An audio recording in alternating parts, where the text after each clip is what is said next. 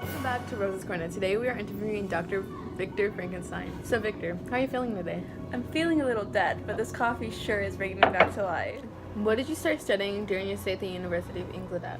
I ended up studying biology, electricity, galvanism, pseudogenetic engineering, and early genetics. All of these fields of science ended up guiding me and helping me create my monster. Good to hear. Some people say that you had a bad childhood causing you to go mad and create your monster. Is that true?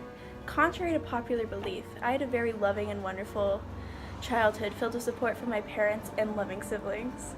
I would never dare to wish for my childhood to have been any different. I never went mad, some people say, upon the creation of my monster. I simply saw my ability and How did you feel upon your return when you discovered that William had been murdered? I felt terrible. William was my brother, and I hadn't seen him in 6 years due to my stay in Ingolstadt.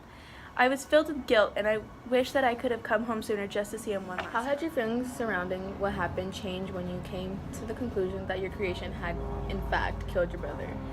I had first only caught a glimpse of the monster within flashes of lightning, but it sowed the thought into my mind that the murder of my brother could have been my handiwork, making me feel even guiltier than I had before. When Justine was on trial for murder, what held you back from confessing your knowledge of the event that took place, which could have resulted in help Justine for her innocence? Due to the fact that I wasn't there at the time of the murder, I would have been seen as crazy, and it would have placed guilt on myself due to my advanced knowledge of the situation. And then there was the fact that I single-handedly created the being that had committed the murder, placing the blame even further into my hands. I had made a strategic decision, but it might have been the wrong one.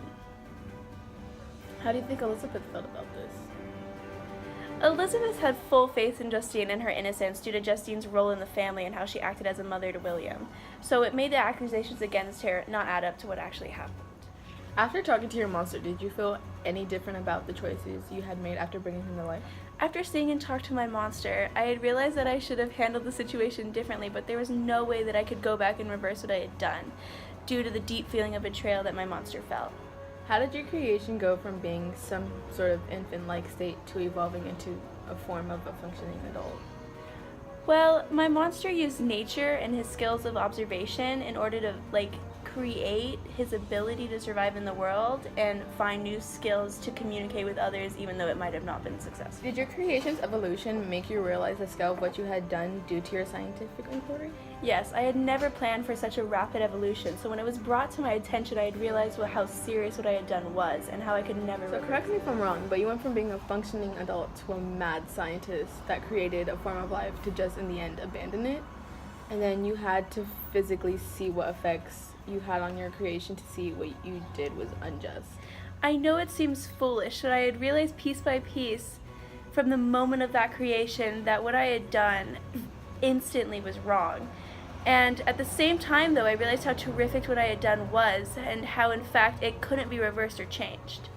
After I had abandoned my creation and had seen that it had fled, I had realized what happened next was completely out of my hands, but at the same time, it was all on me because of my prior decisions.